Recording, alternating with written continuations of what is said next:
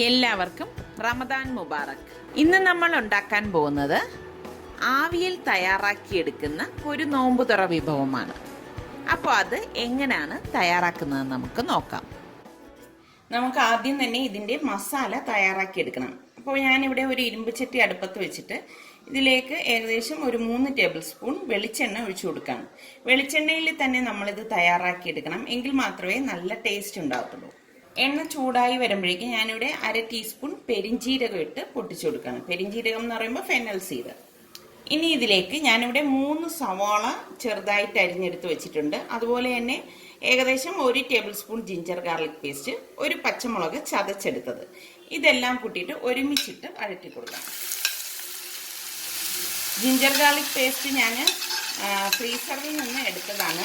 അതുണ്ടാക്കുന്നതിൻ്റെ video ഞാൻ ഇതിനു മുൻപ് അപ്ലോഡ് ചെയ്തിട്ടുണ്ടായിരുന്നു. നിങ്ങൾക്ക് വേണമെങ്കിൽ ഞാൻ അതിൻ്റെ ലിങ്ക് ഇതിൻ്റെ ഡിസ്ക്രിപ്ഷൻ ബോക്സിൽ കൊടുത്തിരിക്കാം, അത് നോക്കി ഉണ്ടാക്കിയെടുക്കാവുന്നതാണ്. നമ്മൾ പച്ചമുളക് അരിഞ്ഞ് ചേർക്കുന്നതിനേക്കാളും നല്ല ഒരു മണം വരുന്നത് ഇതുപോലെ ചതച്ച് ചേർക്കുമ്പോഴാണ്. അപ്പോൾ ഇനി ഇതോടൊപ്പം തന്നെ ഞാനിവിടെ 3 തണ്ട് കറിവേപ്പില എടുത്തിട്ടുണ്ട്, അതുകൂടി ഇട്ട് കൊടുക്കാം.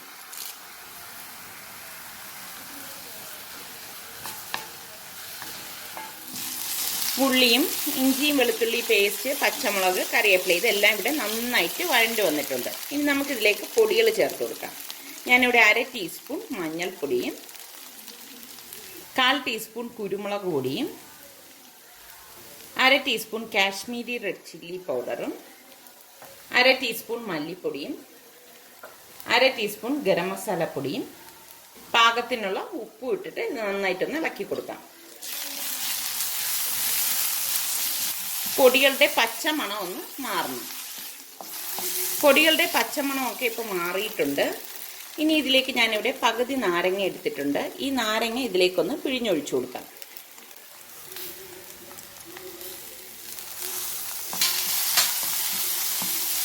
ഇനി ഞാൻ ഇതിലേക്ക് ഏകദേശം 1/2 കിലോയോളം ചെമ്മീൻ കഴുകി വൃത്തിയാക്കി ഇതിൻ്റെ നടുവിലെ അഴുക്കെല്ലാം മാറ്റിയിട്ട് എടുത്ത് വെച്ചിട്ടുണ്ട്. അപ്പോൾ ഇത് നന്നായിട്ട് ഡ്രെയിൻ ചെയ്ത ശേഷം നമ്മൾ ഇതിലേക്ക് ഇട്ട് കൊടുക്കണം. ഇതിനൊന്നും പ്രത്യേകിച്ചൊരു അളവൊന്നുമില്ല കേട്ടോ, നമുക്ക് എത്രയാണോ വേണ്ടത് അതിനനുസരിച്ച് ചേർത്ത് കൊടുത്താൽ മതി. എല്ലാം കൂട്ടിയിട്ട് നന്നായിട്ടൊന്ന് ഇളക്കി കൊടുക്കാം. നമ്മൾ ഈ ഒരു മസാലക്കൂട്ടിലേക്ക് ഒട്ടും വെള്ളം ചേർക്കത്തില്ല കേട്ടോ. വെള്ളവും തക്കാളിയും ഒന്നും ചേർക്കാത്തത് കൊണ്ടാണ് ഞാൻ ഇതിലേക്ക് നാരങ്ങ പിഴിഞ്ഞൊഴിച്ചത്, ഒരു പുളിപ്പിന് വേണ്ടിയിട്ട്. കൊഞ്ചായതുകൊണ്ട് തന്നെ പെട്ടെന്ന് വെന്ത് കിട്ടും. പിന്നെ കൊഞ്ച് ഇതുപോലെ നമ്മൾ വഴറ്റിയെടുക്കുമ്പോൾ ഒരു കാര്യം പ്രത്യേകം ശ്രദ്ധിക്കണം, ഓവർ കുക്ക് ആവാൻ പാടില്ല. അങ്ങനെ ആയിക്കഴിഞ്ഞാൽ ഇത് ഹാർഡായി പോകും. ഇനി ഇതിലേക്ക് ഞാനിവിടെ 1 പിടി മല്ലിയില എടുത്തിട്ടുണ്ട്. ഈ മല്ലിയില ചെറുതായിട്ടൊന്ന് കട്ട് ചെയ്തിട്ട് കൊടുക്കാം.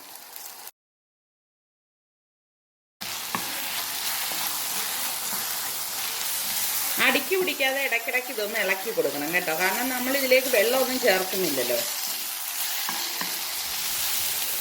ഇനി ഇത് മൂടി വെച്ചിട്ട് മീഡിയം ഫ്ലെയിമിൽ വെച്ചിട്ട് ഒരു 5 മിനിറ്റ് വേവിച്ചെടുക്കാം.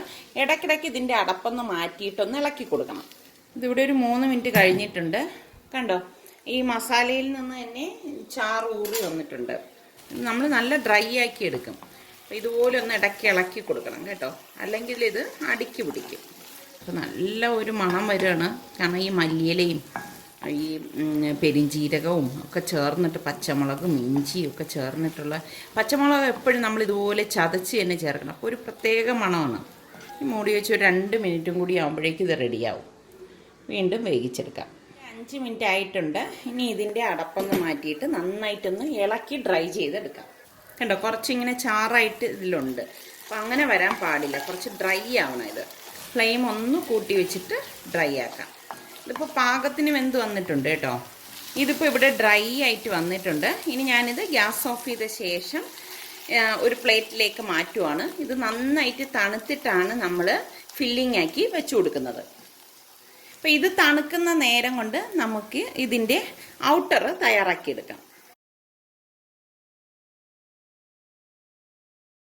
ഇതിൻ്റെ ഔട്ടർ തയ്യാറാക്കാൻ വേണ്ടിയിട്ട് ഞാനിവിടെ ഒരു പാൻ അടുപ്പത്ത് വെച്ചിട്ട് ഗ്യാസ് ഓൺ ചെയ്ത് കൊടുത്തിട്ടുണ്ട്. ഇതിലേക്ക് 1.5 ടേബിൾ സ്പൂൺ വെളിച്ചെണ്ണ ഒഴിച്ചു കൊടുക്കാം. എണ്ണ ചൂടാകുമ്പോഴേക്ക് ഞാനിവിടെ ഒരു ചെറിയ പീസ് ഇഞ്ചിയും 1/2 ടീസ്പൂൺ പെരിഞ്ജീരകവും 1 പച്ചമുളകും 3 ചെറിയ ചുവന്നുള്ളിയും കൂടി ചതച്ചെടുത്ത് വെച്ചിട്ടുണ്ട്. അത് ഇതിലേക്ക് ഇട്ടിട്ട് ഇളക്കി കൊടുക്കാം. ചതച്ച് തന്നെ എടുക്കണം കേട്ടോ, അരച്ചെടുത്ത് കളയരുത്. അരച്ചെടുത്ത് കഴിഞ്ഞാൽ ടേസ്റ്റ് നന്നായിരിക്കത്തില്ല. ഇതിവിടെ നല്ലതുപോലെ വഴണ്ടിട്ടുണ്ട്, ഒരുപാട് മൂത്ത് വേണ്ട കേട്ടോ. ആ സമയം ഞാൻ ഇതിലേക്ക് 2 കപ്പ് വെള്ളം ഒഴിച്ചു കൊടുക്കുകയാണ്.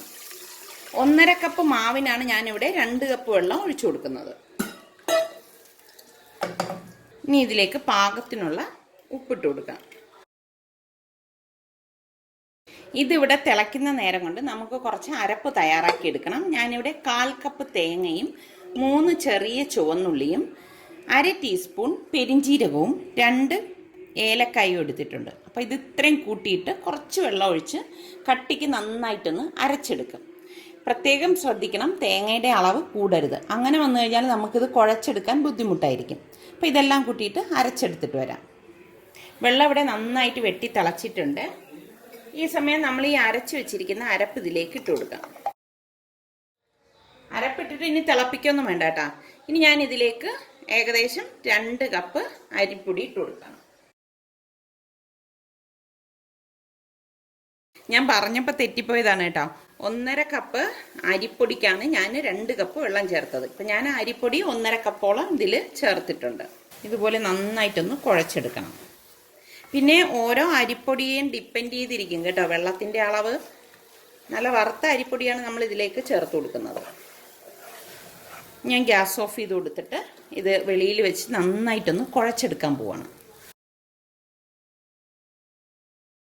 കണ്ടോ, പാകത്തിനാണ് ഇത് നമ്മൾ കുഴച്ചെടുത്തത്. അതുകൊണ്ടാണ് അടിക്കൊന്നും പിടിക്കാത്തത്. അപ്പം ഇത് നമ്മൾ പത്തിരിക്ക് കുഴയ്ക്കുന്നത് പോലെ ചൂടോടെ തന്നെ ഇതൊന്ന് കുഴച്ചെടുക്കാം. നമ്മൾ എത്രത്തോളം നന്നായിട്ട് കുഴയ്ക്കുന്നോ അത്രത്തോളം നല്ല സോഫ്റ്റ് ആയിരിക്കും ഈ ഒരു അട. ഒരു ലൈറ്റ് ഗ്രീൻ കളറാണ് ഈ മാവിന് വരുന്നത് കേട്ടോ. കാരണം നമ്മൾ ഈ ചേർത്ത മസാലയുടെയൊക്കെ ഒരു മിക്സിങ്ങിൻ്റെ ആ ഒരു കളറാണ്. ചൂടോടെ തന്നെ കുഴച്ചെടുക്കണം, അത് പ്രത്യേകം ശ്രദ്ധിക്കണം. ഞാൻ കൈ ഇടയ്ക്കിടയ്ക്ക് തണുത്ത വെള്ളത്തിലൊന്ന് നനച്ചു കൊടുത്തിട്ടാണ് കുഴച്ചെടുക്കുന്നത്. അപ്പം തന്നെ നല്ല സോഫ്റ്റ് ആയിട്ടുണ്ട്. ഇതേ കാണുമ്പോൾ തന്നെ നിങ്ങൾക്ക് മനസ്സിലാവും. നന്നായിട്ട് ഞാനിവിടെ കുഴച്ചെടുത്തിട്ടുണ്ട്. ഇനി നമുക്ക് ഇതെങ്ങനെയാണ് തയ്യാറാക്കുന്നത് നോക്കാം. ഈ മാവ് ഇതുപോലെ ഒന്ന് ഉരുട്ടിയിട്ട് ഇതുപോലെ പ്രസ്സിൽ വെച്ചൊന്ന് പരത്തി കൊടുക്കും. എളുപ്പത്തിന് വേണ്ടിയിട്ടാണ് കേട്ടോ. പരത്തിയ ശേഷം നമ്മൾ ഈ ഉണ്ടാക്കുന്ന മോൾഡ് ഉണ്ടല്ലോ, ഈ മോൾഡ് ഇതിലേക്ക് വെച്ചിട്ടൊന്ന് അമർത്തി കൊടുക്കും. അപ്പോൾ കറക്റ്റ് ആ വട്ടം നമുക്ക് കിട്ടിയിട്ടുണ്ട്. നമ്മൾ ഇനി അതിൽ നിന്ന് മാറ്റാം. ഇതിങ്ങനെ കയ്യിലെടുത്തിട്ട് നമുക്ക് ഫില്ലിങ് ഇതിലേക്ക് ഈ സൈഡിലേക്ക് വെച്ച് കൊടുക്കണം. ഫില്ലിങ് വെക്കുമ്പം നിങ്ങൾ ശ്രദ്ധിക്കേണ്ടത് ഒരുപാട് ഫില്ലിങ് ആവരുത്. അങ്ങനെ ആയിക്കഴിഞ്ഞാൽ ഇത് പൊട്ടിപ്പോകും. ഇത് ചെറിയ മോൾഡിൽ വെച്ചെടുക്കുന്നതല്ലേ, ഇത്രയും മതിയാവും. ഇനി ഇത് പതുക്കെ ഞാനൊന്ന് ഫോൾഡ് ചെയ്ത് കൊടുക്കുകയാണ്. ഇതുപോലെ ഒന്ന് അറ്റത്തൊന്ന് ഒട്ടിച്ചു കൊടുക്കും. അത് തന്നെ അങ്ങ് ഒട്ടിക്കോളും. ഇപ്പം നമ്മുടെ കയ്യിൽ മോൾഡ് ഇല്ല എന്നുണ്ടെങ്കിൽ ഇങ്ങനെ എടുത്താലും മതി കേട്ടോ. ഇത് കണ്ടോ, ഇതുപോലെ ഇങ്ങനെ വന്നിട്ട് നമ്മൾ കൈ കൊണ്ട് തന്നെ ഇങ്ങനെ ഒന്ന് പിടിച്ചു കൊടുത്താൽ മതി, അതങ്ങ് ഒട്ടിക്കോളും. ഞാനിപ്പോൾ ചെയ്യണത് ഈ മോൾഡ് ഉണ്ടല്ലോ, ഈ മോൾഡ് ഇതുപോലെ എടുത്തിട്ട് ഈ സൈഡിലേക്ക് വെക്കും. അതായത് ഇതിൻ്റെ ഹാഫ് ഇങ്ങനെ ഒന്ന് വെച്ച് കൊടുത്തിട്ട് ഷേപ്പ് കിട്ടാൻ വേണ്ടിയിട്ട് മാത്രം. അങ്ങനെ വരുമ്പോൾ ഈ എഡ്ജ് കൊണ്ട് ഇത് കട്ടായി പോകത്തില്ല. ഇത്രയേ ഉള്ളൂ. കണ്ടോ, ശരിക്കൊരു വിശറി പോലെ വന്നിരിക്കുന്നത്.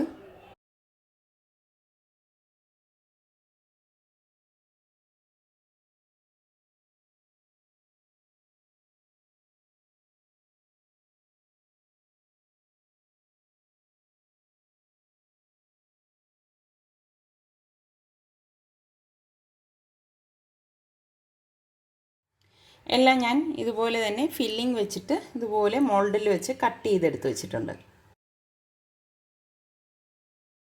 ഇനി ഇത് എങ്ങനെയാണ് തയ്യാറാക്കുന്നതെന്ന് നമുക്ക് നോക്കാം. ഞാനിവിടെ ഒരു പാത്രത്തിൽ കുറച്ച് വെള്ളം വെച്ചിട്ടുണ്ട്. അതിൻ്റെ മേൽത്തട്ട് വെച്ച് കൊടുക്കുകയാണ്. ഇനി നിങ്ങളുടെ കയ്യിൽ ഇഡ്ഡലി തട്ടുണ്ടെങ്കിൽ അത് വെച്ച് കൊടുത്താലും മതിയാകും. ഇനി ഇതിന് പുറത്തേക്ക് ഞാനിവിടെ വാഴയില വെച്ച് കൊടുക്കുകയാണ്.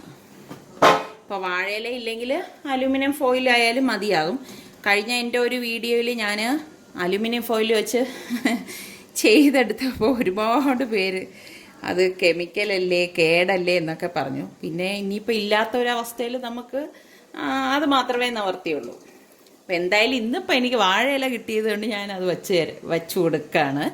അപ്പം നമ്മളിവിടെ ഇതുപോലെ ഷേപ്പ് ചെയ്തെടുത്ത് വെച്ച അടയെല്ലാം ഇതിലേക്ക് വെച്ച് കൊടുക്കാം. ഗ്യാപ്പ് ഇട്ടിട്ട് വെച്ച് കൊടുക്കണേ. ഇനി ഇത് ചെറിയ അടയല്ലേ, അപ്പോൾ ഒരു 5-6 മിനിറ്റ് മതിയാകും.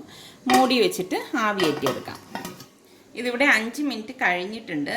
ഞാനിതിൻ്റെ അടപ്പൊന്ന് മാറ്റിയിട്ട് ഈ അട പുറത്തെടുക്കാം.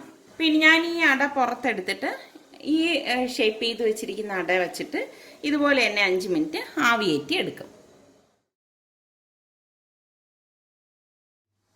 വളരെ പെട്ടെന്ന് തന്നെ തയ്യാറാക്കിയെടുക്കാൻ പറ്റുന്ന ചെമ്മീൻ വെച്ചിട്ടുള്ള അട ഇവിടെ തയ്യാറായിട്ടുണ്ട്. അപ്പം നിങ്ങൾ എല്ലാവരും ഇത് ട്രൈ ചെയ്ത് നോക്കി. നിങ്ങൾക്കിത് ഇഷ്ടമാണെങ്കിൽ ഇതിൻ്റെ ലിങ്ക് ഷെയർ ചെയ്യാനും ലൈക്ക് ചെയ്യാനും കമൻറ്റ് ചെയ്യാനും മറക്കരുതേ. അതുപോലെ തന്നെ സലു കിച്ചൻ സബ്സ്ക്രൈബ് ചെയ്തിട്ടില്ലാത്തവരുണ്ടെങ്കിൽ ഈസി റെസിപ്പികൾക്കായി സലു കിച്ചൻ സബ്സ്ക്രൈബ് ചെയ്യുകയും വേണം കേട്ടോ.